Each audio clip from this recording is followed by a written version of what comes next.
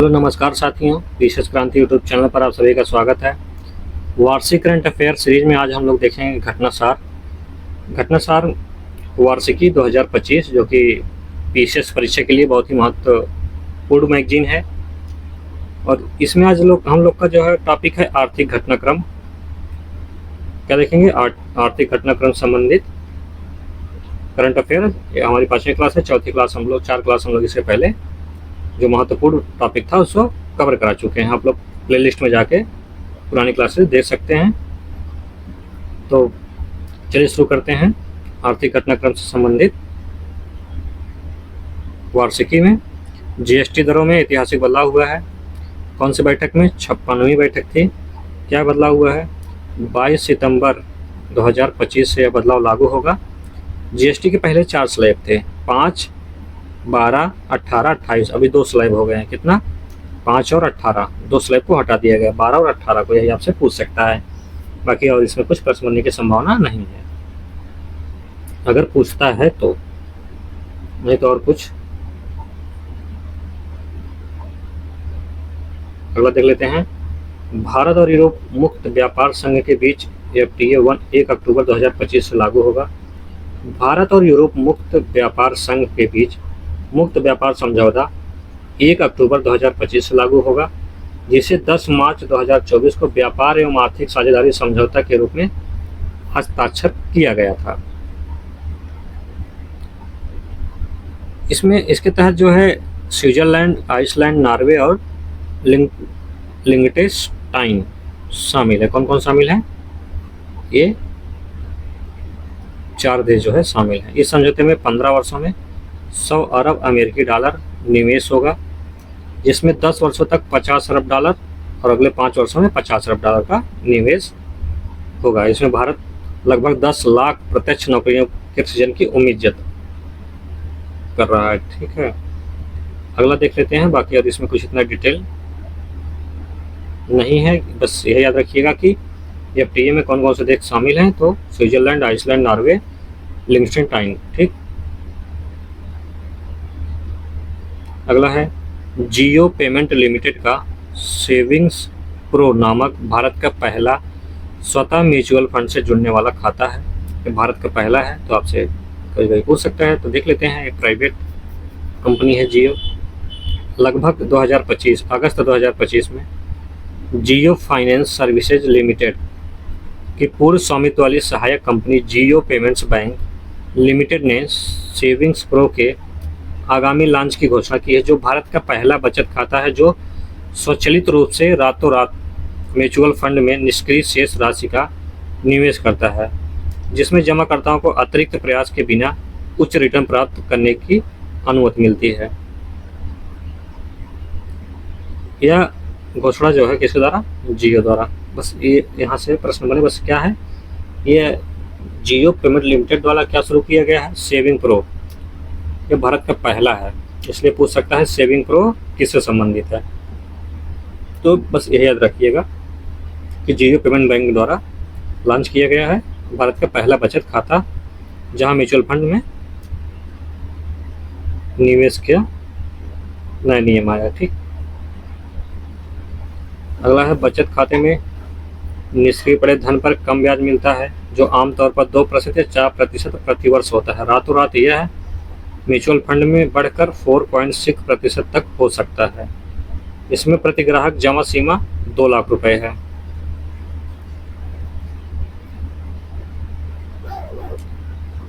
भारत पर अमेरिका के जो है टैरिफ लगा है कितना? 25 ड्यूटी लगाकर कुल 50% भारी टैरिफ जो है लागू हुआ है, जिससे भारत निर्यातकों का, जो निर्यातक थे भारत से, उनको बड़ा झटका लगा है। कौन किसके क्षेत्र में?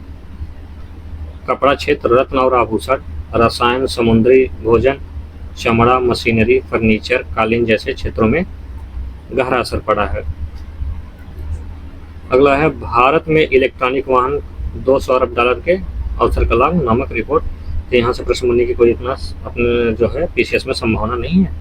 चलिए अगला देख लेते हैं। अगला है दुनिया के शीर्ष 50 नाश्तों की सूची में भारत का उपमा कितने स्थान पर है? 43वें स्थान पर है।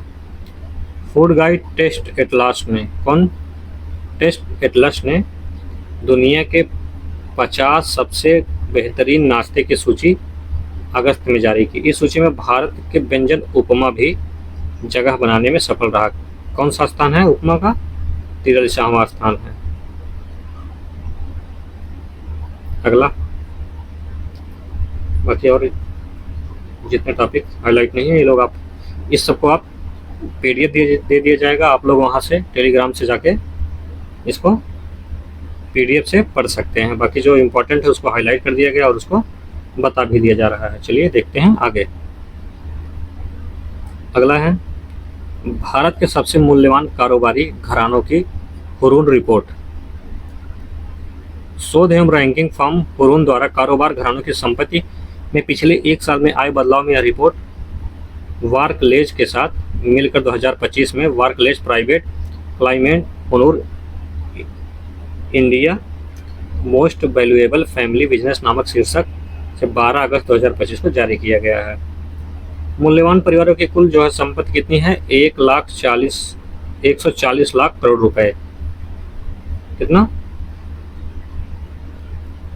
140 लाख करोड़ रुपए, 1.6 ट्रिलियन डॉलर से अधिक, जो देश की जीडीपी का 40% है। अकेले अंबानी परिवार की संपत्ति देश में जीडीपी की 12% है और अडानी परिवार की 10%। ठीक, बाकी इसमें से प्रश्न बनने की तो संभावना बहुत कम होती है, लेकिन एक बार आप लोग देख लीजिएगा।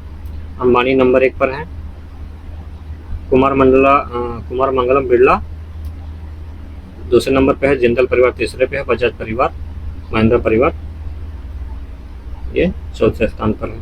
अगला देख लेते हैं। अगला है भारत फ्रांसीसी कंपनी समफ्रान के साथ 5वीं पीढ़ी के फाइटर जेट का इंजन बनाएगा।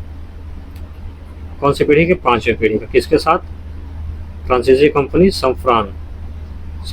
ठीक।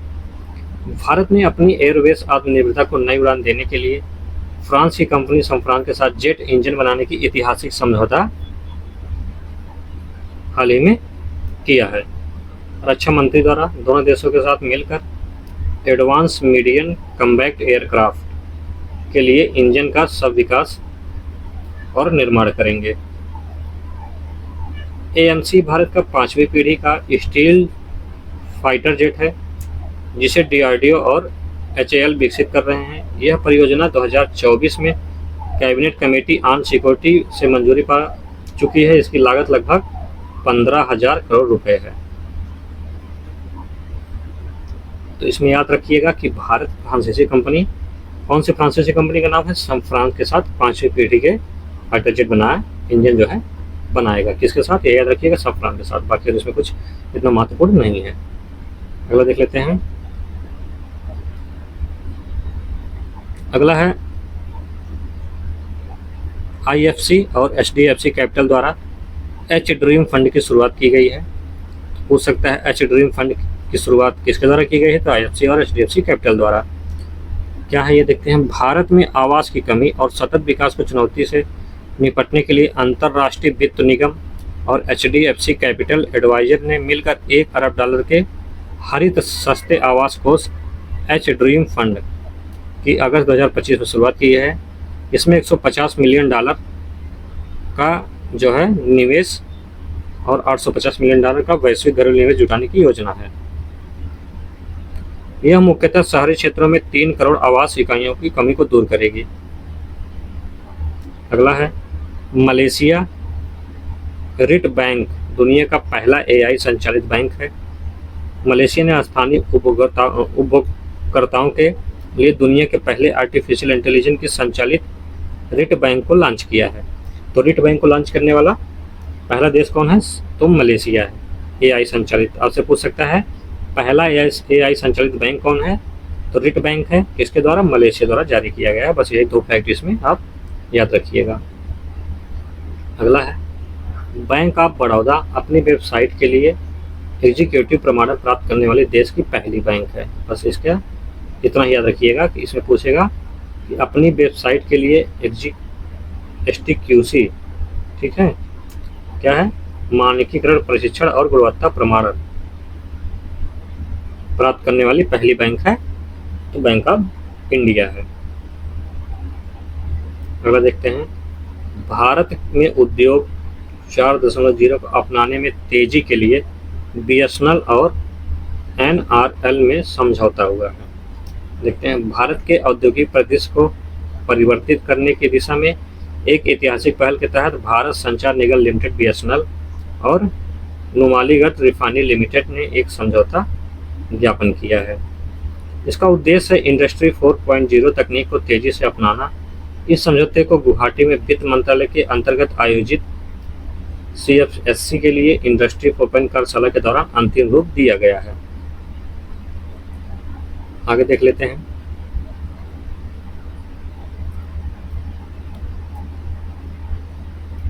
अब इस समझौते के तहत बीएसएनएल एनआरएल मिलकर भारत का पहला 5G camping non public network refinery क्षेत्र लागू करेंगे। आगे देख लेते हैं, छत्तीसगढ़ के महासमुंद जिले के में निकल, कॉपर और प्लैटिनम समूह तत्व के भंडार खोजे गए हैं। कहाँ? छत्तीसगढ़ के महासमुंद जिले में। इसमें ये याद रखिएगा कि निकल, कॉपर और प्लैटिनम समूह के तत्वों के भंडार कहाँ खोजे गए हैं तो छत्तीसगढ़ में। छत्तीसगढ़ में कहाँ? महासमुंद में। बाकी और कुछ आपके एग्जाम की पॉइंट ऑफ व्यू से इम्पोर्टेंट नहीं है, आपके यहाँ फैक्ट ही पूछ सकता है। ठीक, अगला, भारत का 5वां सबसे बड़ा विमानन बाजार है। भारत कौन सा? दुनिया का 5वां सबसे बड़ा विमानन बाजार है। भारत ने जापान को पीछे छोड़ा है कर ये 5वां स्थान हासिल किया है। अगला है, छत्रपति शिवाजी महाराज अंतर्राष्ट्रीय हवाई अड्डा विश्व के शीर्ष 10 हवाई अड्डों में शामिल है। कौन सा हवाई अड्डा? छत्रपति शिवाजी महाराज हवाई अड्डा। इसमें याद रखिएगा कि विमानन बाजार में भारत का स्थान कौन सा है तो 5वां स्थान है दुनिया में बस। अगला देख लेते हैं, ये इंपॉर्टेंट है, यहाँ से आपसे प्रश्न पूछ सकता है। बैंक ऑफ बड़ौदा अंतर्राष्ट्रीय यूपीआई सुविधा शुरू करने वाली पहली बैंक है। देखते हैं इसमें, बैंक ऑफ बड़ौदा ने अपने आधिकारिक ऐप BOB ई-पे पर अंतर्राष्ट्रीय यूपीआई सुविधा अगस्त 2025 में शुरू कर दी थी, जिसमें निवासी भारतीय और NRI अब सुरक्षित और रियल टाइम पैसे भुगतान कर सकेंगे। कौन कौन से देश में शुरू किया है? 8 देशों में, Mauritius, Singapore, UAE, America, France, Sri Lanka, Nepal और भूटान में। QR कोड को स्कैन कर भुगतान कर सकते हैं, जिसमें राशि रासायनिक मुद्रा और रुपए दोनों में दिखाई देगी। साथ ही विनिमय दर और शुल्क की पूरी जानकारी मिलती रहेगी। आगे देख लेते हैं, यूपीआई के नाम एक दिन में कितना? 700 मिलियन से अधिक लेन देन का रिकॉर्ड है। भारत का यूनिफाइड पेमेंट इंटरफेस यूपीआई ने हाल ही में एक और ऐतिहासिक उपलब्धि अर्जित की है। National payments corporation of India NPCI की एक रिपोर्ट के अनुसार 2 अगस्त 2025 को यूपीआई ने पहली बार 707 मिलियन दैनिक लेन देन का आंकड़ा पार कर लिया है। यह रिकॉर्ड देश के डिजिटल भुगतान पारिस्थितिकी तंत्र के लिए एक बड़ी छलांग है। इसमें बस इतना याद रखिएगा कि पहली बार कितना? 707 मिलियन दैनिक लेन देन का आंकड़ा पार कर लिया है। भारत सरकार ने दैनिक 100 करोड़ 1 बिलियन यूपीआई लेन देन का महत्वाकांक्षी लक्ष्य रखा है। कितने का? 100 करोड़ का, 1 बिलियन का रखा है। NPCI national payment corporation of India का अनुमान है कि वर्तमान गति से यह लक्ष्य अगले वर्ष तक प्राप्त किया जा सकता है, मतलब 2026 तक। आगे देखते हैं, ये भी याद रखिएगा, महाराष्ट्र पशुपालन और मुर्गी पालन को कृषि का दर्जा देने वाला पहला राज्य बना है। प्रश्न पूछ सकता है, पशुपालन और मुर्गी पालन को कृषि का दर्जा देने वाला पहला राज्य तो है महाराष्ट्र।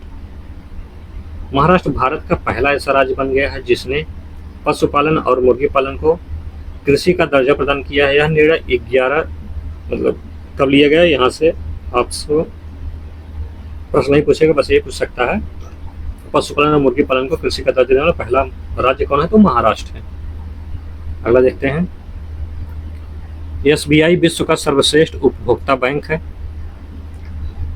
भारतीय स्टेट बैंक को प्रतिष्ठित ग्लोबल फाइनेंस मैगजीन द्वारा वर्ष 2025 का विश्व का सर्वश्रेष्ठ उपभोक्ता बैंक घोषित किया गया है। यह सम्मान बैंक की ग्राहक केंद्रित नवाचारों और उनकी मजबूत डिजिटल उपस्थिति को मान्यता देता है। यह वैश्विक पहचान एसबीआई की समावेशी और आधुनिक बैंकिंग के प्रति उनको सुदृढ़ करती है।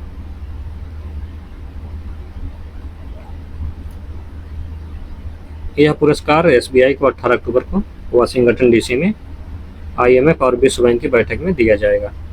अगला है अमेरिका और यूरोपीय संघ के बीच ऐतिहासिक व्यापार समझौता। यहाँ से भी अपने से प्रश्न पूछने की संभावना नहीं है। ठीक, अगला देख लेते हैं। भारत की आर्थिक समानता में उल्लेखनीय सुधार। कौन? विश्व बैंक द्वारा। 5 जुलाई 2025 को विश्व बैंक द्वारा प्रकाशित रिपोर्ट के अनुसार 2011-12 और 2022-23 के बीच भारत में असमानता में उल्लेखनीय कमी आई है, जिसमें भारत वैश्विक स्तर पर चौथा सबसे समानता वाला देश बन गया है। गिनी इंडेक्स और वैश्विक रैंकिंग में भारत में गिनी सूचकांक 25.5 है, जो इसे स्लोवाक गणराज्य 24.1, स्लोवेनिया 24.2 और बेलारूस 24.4 के बाद दुनिया का चौथा सबसे अधिक समानता वाला देश बन गया है। विश्व बैंक की spring 2025 poverty and equity brief शीर्षक वाली इस रिपोर्ट के अनुसार 11 बार में भारत की अत्यधिक गरीबी 16.2% थी, जो 2022-23 में घटकर कितना हो गई है? 2.3%। यहाँ से भी आपसे प्रश्न पूछ सकता है कि भारत में 2022-23 में गरीबी दर कितनी है, तो 2.3% है। पिछले दशक में भारत में लगभग 70.10 करोड़ भारतीयों को अत्यधिक गरीबी से बाहर निकाला गया है। अगला है गिनी सूचकांक। एक संख्या है जो किसी देश या क्षेत्र में आय या धन को असमानता को मापता है। गिनी रिपोर्ट 1 से 100 के मापने गई आय और संपत्ति विवरण की समानता को मापता है। अगला है भारत ने पेट्रोल में 20% एथेनॉल मिश्रण का लक्ष्य 5 वर्ष पूर्व ही प्राप्त कर लिया है। भारत ने अपनी ऊर्जा संक्रमण यात्रा में एक ऐतिहासिक उपलब्धि हासिल करते हुए जुलाई 2025 में पेट्रोल में 20% एथेनॉल मिश्रण का लक्ष्य प्राप्त कर लिया है। 2030 तक निर्धारित किया गया था इसका मूल रूप, और यह 5 साल पहले ही इसको प्राप्त कर लिया है। आगे देखते हैं।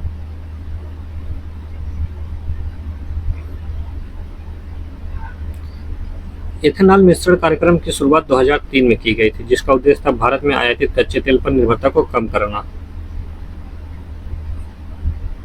एक्जिम पे को आरबीआई की क्रॉस बॉर्डर पेमेंट एग्रीगेटर का लाइसेंस मिला है। इसको देख लीजिएगा, कोई इतना महत्वपूर्ण नहीं है। आगे देखते हैं। इंडियन ऑयल की पानीपत रिफाइनरी का देश का पहला ISCC कार्सीय प्रमाणन। यह क्या है? इंडियन ऑयल कॉर्पोरेशन लिमिटेड की पानीपत रिफाइनरी सतत विमान ईंधन उत्पादन के लिए ISCC कार्सीय प्रमाणन प्राप्त करने वाला देश की पहली कंपनी बन गई है। शहर के एक विशेष समारोह में अंतर्राष्ट्रीय प्रमाणन एजेंसी में स्थानीय अध्यक्ष के हिसाब से प्रश्न नहीं पूछेगा, तो ये इतना इम्पोर्टेंट आपके लिए नहीं है। ठीक है, केवल क्या महत्वपूर्ण है? कौन सी है? पानीपत की रिफाइनरी कंपनी है।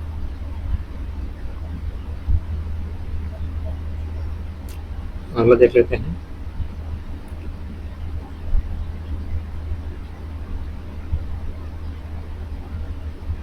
भारत और यूके के बीच व्यापक आर्थिक और व्यापार समझौता हुआ है।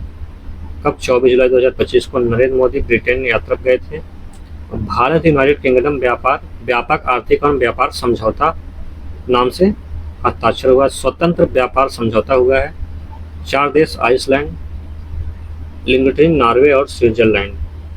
लिंगटेन नाम है। ठीक, तो इसके पहले हम लोग इसको अभी देख चुके हैं, तो यहाँ इसकी ज़रूरत नहीं है। पहले हम लोग इसको 2 बार पढ़ चुके हैं। आगे देख लेते हैं।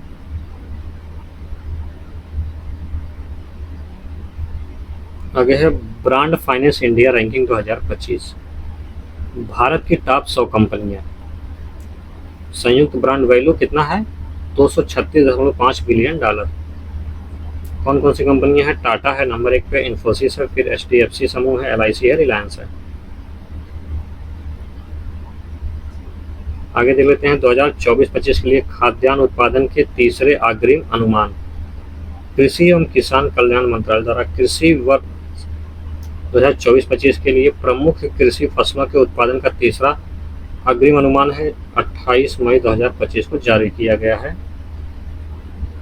तो ये उत्पादन हम लोग पहले भी अभी इसको बजट में अच्छे से देखेंगे, यहाँ भी एक बार देख लेते हैं। अनुमान में देश के रिकॉर्ड खाद्यान्न उत्पादन की संभावनाएं व्यक्त की गई हैं। 2024-25 के तीसरे अग्रिम अनुमान में यह उत्पादन 3539 लाख मीट्रिक टन होगा। 23-24 में कितना था? 33 था। कृषि वर्ष 2024-25 में चावल, गेहूं, मक्का और मूंगफली, सोयाबीन सहित प्रमुख फसलों का रिकॉर्ड उत्पादन अनुमानित है। यहाँ से आपसे प्रश्न पूछने की संभावना बहुत न के बराबर है। ठीक, अगला क्या है? Hunger hot spot. देख लेते हैं इसको। संयुक्त राष्ट्र के खाद्य एवं कृषि संगठन FAO, खाद्य एवं कृषि संगठन और विश्व खाद्य कार्यक्रम ने हाल ही में जारी अपनी हंगर हॉटस्पॉट रिपोर्ट में सूडान, दक्षिणी सूडान और माली को वैश्विक स्तर पर सबसे गंभीर भूख संकट वाले क्षेत्रों में शामिल किया है। यह रिपोर्ट बताती है कि इन देशों में संघर्ष, आर्थिक अस्थिरता, जलवायु जनित आपदाएं व्यापक भूखमरी का प्रमुख कारण है। इन देशों में भूखमरी की स्थिति निरंतर बिगड़ रही है और यदि तत्काल मानवीय सहायता नहीं दी गई तो लाखों लोगों को भूख और मौत का खतरा जो है बना है। सूडान में अकाल घोषित किया गया है। अनुमान है कि मई 2025 तक लगभग 24.6 मिलियन लोग फेज 3 या उससे अधिक गंभीर खाद्य असुरक्षा की स्थिति में रहेंगे। दक्षिणी सूडान की भी यही हाल है, माली का भी यही हाल है। गंभीर खाद्य संकट से लोग गुजर रहे हैं। ठीक, रिपोर्ट में कुछ देश जैसे संकट सूची से हटाया गया है, जिसमें है Ethiopia, Kenya, Lebanon, Malawi, Mozambique, Namibia, niger, Zambia और जिम्बाब्वे। ये लोग अपनी बेहतर फसल उत्पादन के साथ खाद्य संकट से उनको कुछ राहत मिली हुई है। तो कौन कौन से देश सबसे ज़्यादा इस समय भूखमरी से जूझ रहे हैं? तो सूडान, दक्षिणी सूडान और माली। अगला है फास्ट टैग आधारित वार्षिक पास योजना। इसको देख लीजिएगा। कोई तरह 3000 रुपये में 200 ट्रिप का लाभ उठा सकते हैं। यहाँ से भी कोई ऐसा प्रश्न बनने की संभावना नहीं है। ठीक, अगला देश की सबसे बड़ी इम्प्लांट रखने ये भी कोई अपना प्रश्न बनने की संभावना नहीं। अगला देख लेते हैं gender budgeting knowledge hub portal. नई दिल्ली के विज्ञान भवन में 20 जून 2025 को आयोजित राष्ट्रीय परामर्श बैठक में केंद्रीय महिला बाल विकास मंत्री Annapurna Devi gender budgeting knowledge hub portal का शुभारंभ किया है। यह डिजिटल भंडार होगा इसका लैंगिक बजट प्रक्रिया का सभी सूचनाओं जो है डिजिटल रूप से इसे रखी जाएंगी। बस ये इतना जानिएगा और कुछ इसमें खास इतना नहीं। अगला क्या है? 113वां अंतर्राष्ट्रीय श्रम सम्मेलन 2025। 113वां अंतर्राष्ट्रीय श्रम सम्मेलन 13 जून 2025 को स्विट्जरलैंड के जिनेवा में संपन्न हुआ, जिसमें वैश्विक कार्यस्थलों पर जैविक खतरों से सुरक्षा को लेकर पहला अंतर्राष्ट्रीय श्रम मानक पारित किया गया है। सम्मेलन में चर्चा के महत्वपूर्ण विषयों में शामिल थे कार्य के मौलिक अधिकार, न्यायोचित पारिश्रमिक, सामाजिक सुरक्षा, डेटा संरक्षण और निजता, विवाद समाधान और सुलभता आदि। फिलिस्तीन को ILO बैठक में गैर सदस्य पर्यवेक्षक राज्य का दर्जा दिया गया है। तो याद रखिएगा कि फिलीपींस को ILO की कौन सी श्रमिक अंतर्राष्ट्रीय श्रम सम्मेलन की बैठक में गैर संसद पर्यवेक्षक राज्य का दर्जा दिया गया है। आगे देख लेते हैं 3 रक्षा सार्वजनिक क्षेत्र उपक्रम को मिनी रत्न का दर्जा दिया गया। मिनी रत्न अभी हम लोग पीछे देखे हैं, श्रेणी 1 और श्रेणी 2। अगला है जापान को पीछे छोड़ भारत दुनिया की चौथी बड़ी अर्थव्यवस्था। जापान को पीछे छोड़ते हुए भारतीय अर्थव्यवस्था विश्व की चौथी बड़ी अर्थव्यवस्था बन चुकी है। अंतर्राष्ट्रीय मुद्रा कोष के आंकड़ों के आधार पर यह घोषणा नीति आयोग के मुख्य कार्यकारी अधिकारी CEO VR सुब्रमण्यम ने 24 मई 2025 को नई दिल्ली में आयोग की गवर्निंग काउंसिल की 10वीं बैठक के बाद किया है। उनके अनुसार अंतर्राष्ट्रीय मुद्रा कोष ने अप्रैल 2025 में जारी अपनी वर्ल्ड इकोनॉमी आउटलुक रिपोर्ट में जीडीपी के मामले में वर्ष 2025 में भारत अर्थव्यवस्था द्वारा जापानी अर्थव्यवस्था को पीछे छोड़ने की संभावना व्यक्त की है। भारत का सकल घरेलू उत्पाद 2025-26 में जहां $4.187 ट्रिलियन IMF ने अनुमानित किया था, वहीं जापान का जीडीपी $1.187 ट्रिलियन अनुमानित है। नंबर 1 पे कौन सा है? अमेरिका है, फिर चीन है, जर्मनी है, फिर भारत है। जापान था, चौथे पर भी भारत हो गया है, 0.1 के अंतर से। ठीक, आगे देख लेते हैं। आरबीआई ने केंद्र सरकार को 2024-25 के लिए लाभांश दिया है। क्या दिया है, कितना लाभांश दिया है, देखते हैं। आरबीआई ने केंद्र सरकार को वित्त वर्ष 2024-25 के लिए रिकॉर्ड 2,68,590 करोड़ का लाभांश प्रदान किया है, जो पूर्व वर्ष 2023-24 में दिए गए लाभांश के प्रतिशत कितना, लाभांश से कितना 27% अधिक है। आगे देख लेते हैं। बस इसमें से प्रश्न बनने की संभावना न के बराबर है, जानकारी के लिए याद रखिएगा। अगला है भारतीय जनसंख्या पर यूएन की रिपोर्ट। जून 2025 में संयुक्त राष्ट्र जनसंख्या कोष की 2025 वर्ल्ड पॉपुलेशन रिपोर्ट कौन जारी करता है? संयुक्त राष्ट्र जनसंख्या कोष ने द रियल फर्टिलिटी क्राइसिस में कहा गया है कि भारत में जन्म दर की कमी के बाद भी 2025 के अंत तक आबादी दुनिया में सर्वाधिक 146 अरब तक पहुंच गई है। ठीक, इसमें अगला बस, और कुछ इसमें इतना खास नहीं है। आगे देखते हैं। भारत में 11 वर्षों में 27 करोड़ लोग अत्यधिक गरीबी से बाहर निकले हैं। कितने लोग? 27 करोड़ लोग। इसको देख लेते हैं। विश्व बैंक द्वारा, किसके द्वारा? विश्व बैंक द्वारा जून 2025 में जारी नवीनतम आंकड़े के अनुसार भारत 2011-12, 2022-23 में के बीच लगभग 27 करोड़ लोग अत्यधिक गरीबी से बाहर निकले हैं। रिपोर्ट में कहा गया है कि 2011-12 में अत्यधिक गरीबी की दर 27.1% थी, जो 2022-23 में घटकर केवल 5.3% रह गई है। 5 राज्य उत्तर प्रदेश, महाराष्ट्र, बिहार, पश्चिम बंगाल और मध्य प्रदेश 2011-12 में देश के 65% अत्यधिक गरीब जो है, यहाँ अत्यधिक गरीब यहीं सबसे ज़्यादा रहते थे। कहाँ कहाँ, कौन कौन से राज्य में? उत्तर प्रदेश, महाराष्ट्र, बिहार, पश्चिम बंगाल। इन राज्यों में 2022-23 तक राष्ट्रीय गरीबी में कमी को 2/3 का योगदान दिया है। तो यहाँ गरीबी अब पहले से थोड़ा कम हुई है। इसी अवधि में ग्रामीण क्षेत्र में अत्यधिक गरीबी 18.4% से घटकर 2.8% हो गई है।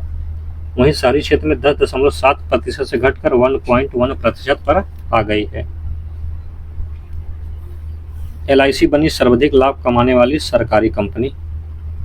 सरकारी कंपनी 2024-25 में मार्च तिमाही में भारतीय जीवन बीमा निगम की सबसे अधिक 19,013 करोड़ रुपए का लाभ अर्जित किया है।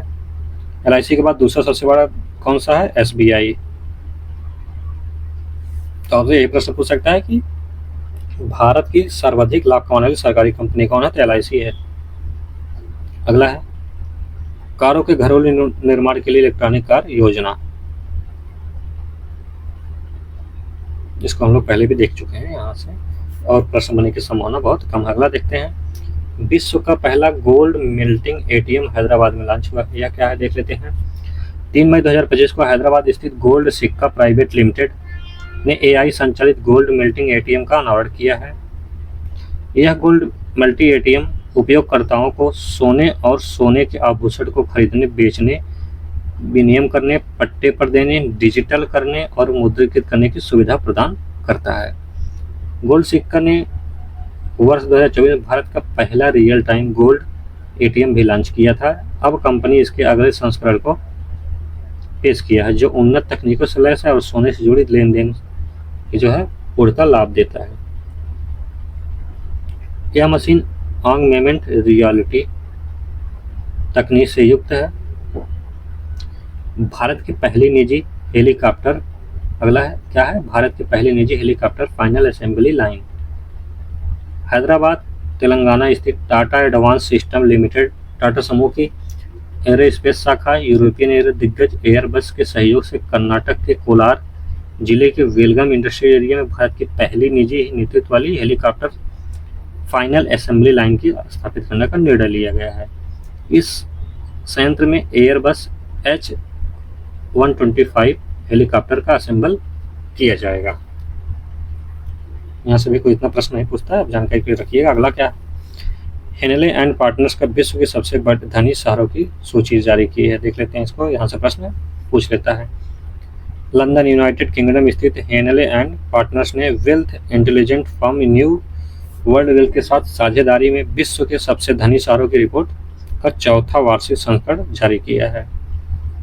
रिपोर्ट में अनुसार मुंबई महाराष्ट्र 51,000 से अधिक करोड़पतियों और 25 अरबपतियों के साथ वैश्विक स्तर पर 27वें स्थान पर है। कौन सा स्थान पर है? 27वें स्थान पर है।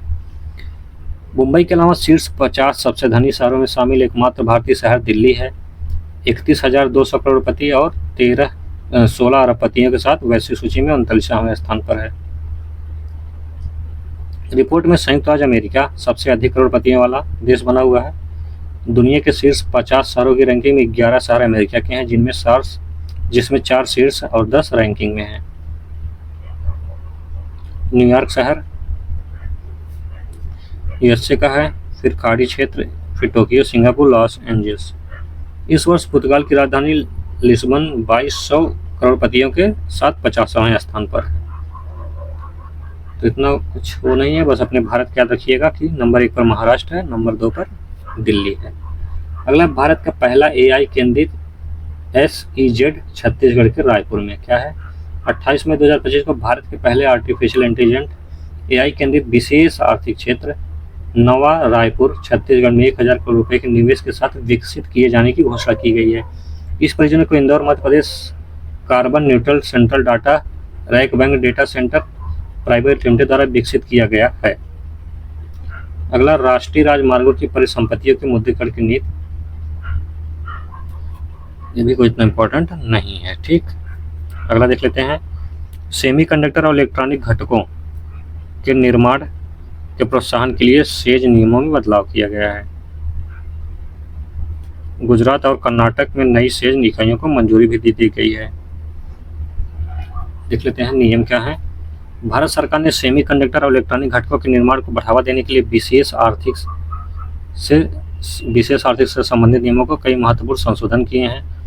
वाणिज्य और उद्योग मंत्रालय ने 3 जून 2025 को अधिसूचित इन संशोधनों का उद्देश्य उच्च प्रौद्योगिकी निर्माण में निवेश को आकर्षित करना, भारत को वैश्विक सेमीकंडक्टर आपूर्ति श्रृंखला में सशक्त बनाना।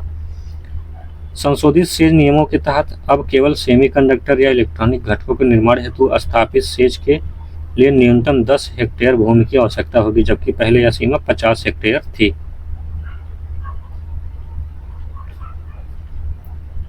आगे देख लेते हैं। Micron semiconductor technology India private limited को गुजरात के सांडन में 37.64 हेक्टेयर क्षेत्र में सेमीकंडक्टर निर्माण इकाई स्थापित करने की अनुमति मिली है। 13,000 करोड़ रुपए का निवेश किया है। अगला देख लेते हैं। आरबीआई ने फ्लिपकार्ट को गैर बैंकिंग वित्तीय कंपनी के रूप में पंजीकरण की मंजूरी दी है। किसको दी है? फ्लिपकार्ट को। यही पूछ सकता है आपसे, हाल ही में गैर बैंकिंग वित्तीय कंपनी के रूप में किसे मंजूरी दी है आरबीआई ने? तो फ्लिपकार्ट को दी।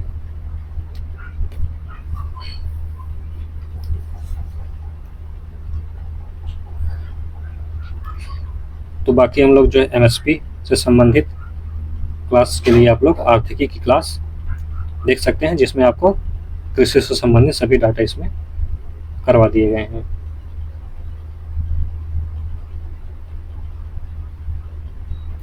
आगे देखते हैं। अमेरिका लगातार चौथे वर्ष भारत का सबसे बड़ा व्यापारिक साझेदार बना हुआ है। वाणिज्यिक मंत्रालय द्वारा अप्रैल 2025 में जारी नवीन आंकड़ों के अनुसार 2024-25 में लगातार चौथा ऐसा वर्ष रहा है जब अमेरिका भारत का सबसे बड़ा व्यापारिक साझेदार देश बना हुआ है। वहीं इस मामले में चीन दूसरे स्थान पर है, तीसरा स्थान पर संयुक्त अरब अमीरात का रहा है। वाणिज्य मंत्रालय के द्वारा अप्रैल 2025 में जारी आंकड़ों के अनुसार 2024-25 में भारत व अमेरिका के बीच द्विपक्षीय व्यापार 131.84 अरब डॉलर का रहा है, जो एक द्विपक्षीय व्यापार रहा है कितना 131 अरब डॉलर, जो एक वर्ष पूर्व 2023 में 119 रहा है। अब इन अंतिम आंकड़ों के अनुसार भारत से अमेरिका का कुल निर्यात, भारत से अमेरिका का निर्यात कितना है 77.52 अरब डॉलर के थे, जो 11.6% जो है बढ़कर 2024-25 में कितना हो गया 86.51 अरब डॉलर हो गया है। इसी अवधि में भारत के अमेरिका के साथ आयात 42.4 अरब डॉलर से बढ़कर कितना हो गया है 45.33 अरब डॉलर। दूसरा अमेरिका के बाद चीन है, कितना 118 अरब डॉलर से बढ़कर 127 अरब डॉलर हो गया है। यहाँ से आपको प्रश्न मिल जाएगा, कभी कभी पूछ लेता है कि भारत का सबसे बड़ा द्विपक्षीय साझेदार देश व्यापार के लिए कौन है, तो अमेरिका है नंबर 1 पे, नंबर 2 पे चाइना है, नंबर 3 पे यूएई है। इतना ही याद रखिएगा, और डाटा भी एक बार देख लीजिएगा, डाटे से भी प्रश्न पूछ लेता है। ठीक, अगला है एनवीडिया दुनिया की सबसे मूल्यवान कंपनी बनी है। कौन सी कंपनी है, किस चीज़ की कंपनी है, देख लेते हैं। सेमीकंडक्टर चिप बनाने वाली कंपनी है एनवीडिया, माइक्रोसॉफ्ट को पीछे छोड़ते हुए दुनिया की सबसे मूल्यवान कंपनी बन गई है। ठीक, बस इतना याद रखिएगा, कौन सी कंपनी है एनवीडिया। अगला है सामाजिक सुरक्षा में भारत विश्व में दूसरे स्थान पर है। किसमें, सामाजिक सुरक्षा में।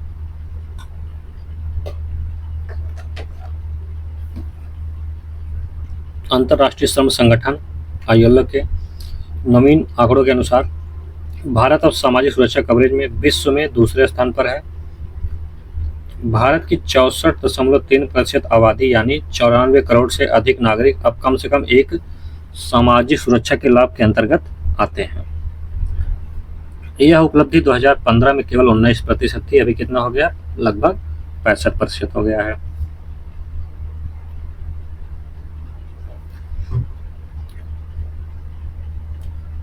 आगे देखते हैं। बजट आपको जो है एक साथ केंद्रीय बजट और उत्तर प्रदेश का बजट एक साथ कराया जाएगा, और क्या कहते हैं आर्थिकी से कराया जाएगा कवर। यहाँ से आपको बजट नहीं कवर कराया जाएगा, इससे आर्थिकी से कवर करा दिया जाएगा, दोनों बजट एक साथ। तो बजट वाला पार्ट यहाँ आप लोग छोड़ सकते हैं।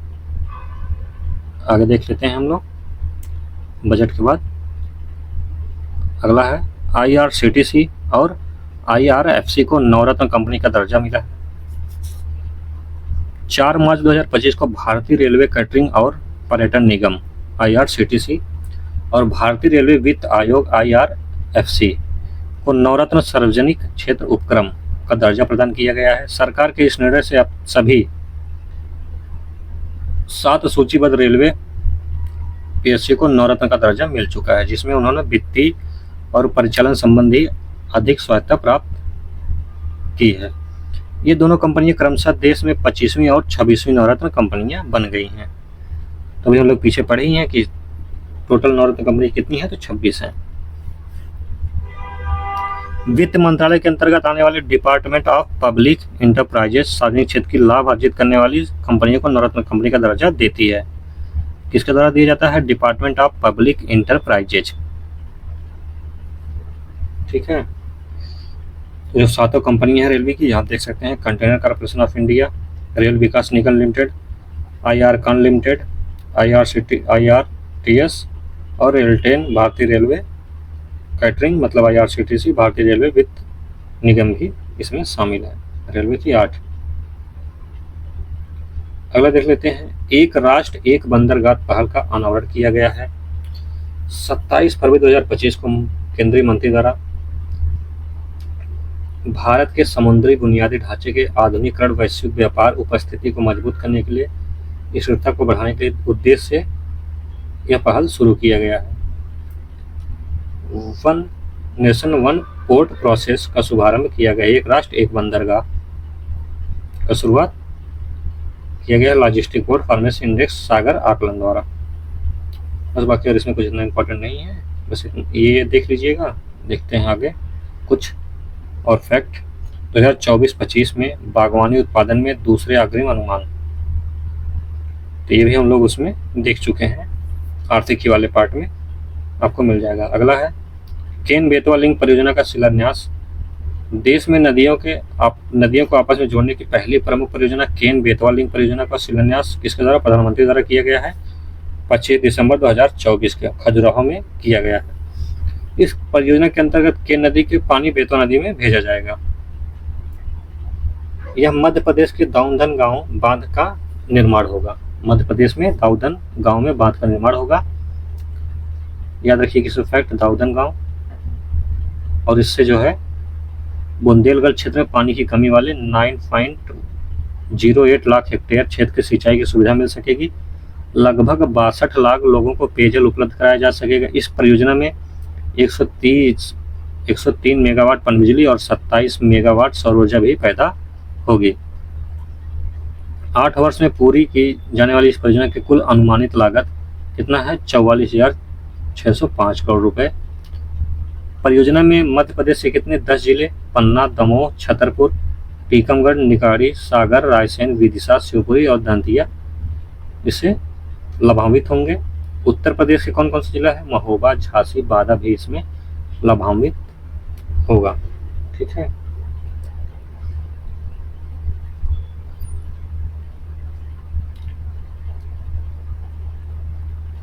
आगे देखते हैं। विश्व बैंक की लॉजिस्टिक प्रदर्शन सूचकांक रिपोर्ट 2023 है। 2023 की रिपोर्ट है, पूछने की संभावना कम है, लेकिन अभी हाल ही में देखे होंगे बिहार में आप लोग, तो 2022-23 का डाटा भी पूछ लिया था। लॉजिस्टिक परफॉर्मेंस इंडेक्स भारत की महत्वपूर्ण उपलब्धि अर्जित करते हुए अंतर्राष्ट्रीय शिपमेंट श्रेणी में 22वां स्थान, कितने 139 देशों में 38वां स्थान जो है प्राप्त किया है। विश्व बैंक की लॉजिस्टिक प्रदर्शन रिपोर्ट कौन जारी करता है? विश्व बैंक द्वारा। कनेक्टिंग टू कम्पीट है रिपोर्ट का शीर्षक। क्या है? Connecting to compete. अंतरराष्ट्रीय शिपमेंट रैंकिंग 2018 में भारत का 44वां स्थान था, 2023 में 22वां स्थान है।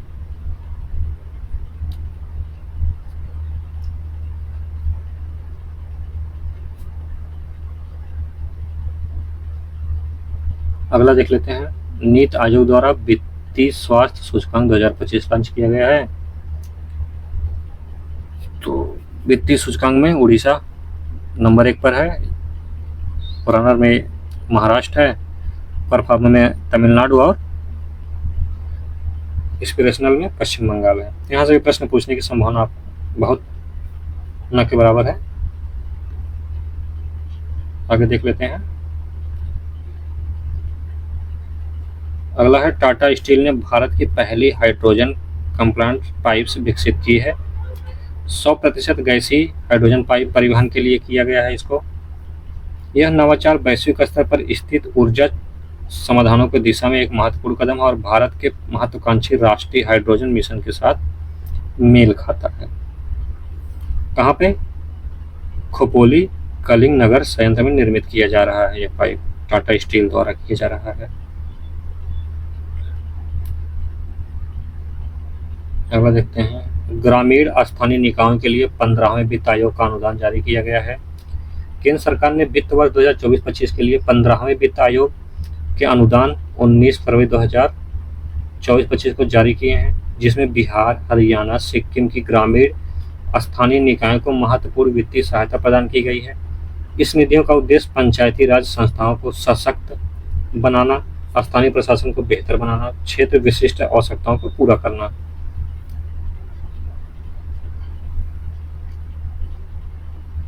बस यही रखिएगा कि इसका महत्व क्या है, कि 15वें वित्त आयोग का अनुदान जारी किया गया है, तो इसका महत्व क्या है और कौन कौन से राज्य इसमें शीर्ष पर है, तो बिहार, हरियाणा और सिक्किम। आगे देख लेते हैं। हुरून ग्लोबल रिच लिस्ट जारी की गई है। मार्च 2025 में जारी हुनूर ग्लोबल रिच लिस्ट के अनुसार भारत में अरबपतियों की संख्या कितना है? 284 हो गई है। यही नहीं, भारत ने प्रत्येक अरबपति का औसत संपत्ति के मामले में चीन को पीछे छोड़ दिया है। इसको चीन को पीछे छोड़ दिया। चीन में कितने हैं? 29,027 करोड़ और भारत में औसत संपत्ति कितना है? 34,514 करोड़ रुपए। इस सूची का निर्धारण 15 जनवरी 2025 मानी गई है। रिपोर्ट में कहा गया देश में इन अरबपतियों की कुल संपत्ति 10% बढ़कर 98 लाख करोड़ रुपए या देश की 1/3 जीडीपी के बराबर हो गई है। रिपोर्ट के अनुसार चीन का शहर शंघाई ने मुंबई को पीछे छोड़ते हुए एशिया की अरबपतियों की राजधानी कही जाएगी। कौन? चीन की शंघाई, मुंबई को पीछे छोड़ दिया। अरबपतियों की संख्या कितनी है? 92 वहां है शंघाई में, और मुंबई में कितना? 90। बस बाकी और इसमें कुछ प्रश्न पूछने की संभावना नहीं है। ठीक, अगला देख लेते हैं, ये महत्वपूर्ण। ग्लोबल हंगर इंडेक्स 2024 अंतर्राष्ट्रीय मानवीय एजेंसियों द्वारा 127 देशों की में कुपोषण और बाल मृत्यु दर संकेतों के आधार पर भूखमरी के स्तर को मापने के और ट्रैक करने के लिए उपयोग किया जाने वाला वैश्विक भूखमरी सूचकांक यानी ग्लोबल हंगर इंडेक्स, जिसका प्रकाशन अक्टूबर 2024 में किया गया है। भारत को इसमें 105वां स्थान प्राप्त हुआ है। सूचकांक के हिसाब से यह गंभीर श्रेणी है। कौन सी श्रेणी में है? गंभीर श्रेणी में है। 2024 की रिपोर्ट के 19वें संस्करण में आयरिश मानवीय संगठन, कर्सन वर्ल्ड वाइड और जर्मन सहायक एजेंसी वर्ल्ड हंगर हेल्प द्वारा प्रकाशित किया गया है।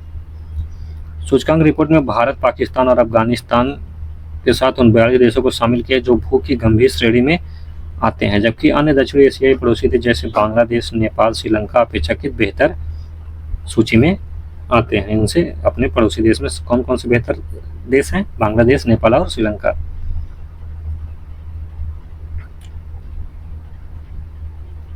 रिपोर्ट के अनुसार भारत का GHI स्कोर 4 घटक संकेतों के मूल्य पर आधारित है। 13.7 जनसंख्या को पोषित 5 वर्ष से कम आयु के 35.5% बच्चे अविकसित हैं। 18.7% बच्चे दुर्बलता से ग्रस्त हैं। 2.9% बच्चों अपने 5वें जन्मदिन पे पहले ही मर जाते हैं। कितना? लगभग 3% बच्चे। वैश्विक भूख सूचकांक की गणना 4 संकेतों कुपोषण, बच्चों की बौनापन, बच्चों का अवरुद्ध विकास और शिशु दर के आधार पर की जाती है। सूचकांक में भारत के पड़ोसी देशों में पाकिस्तान 102, बांग्लादेश 81, नेपाल 69 और श्रीलंका 60वें स्थान पर है।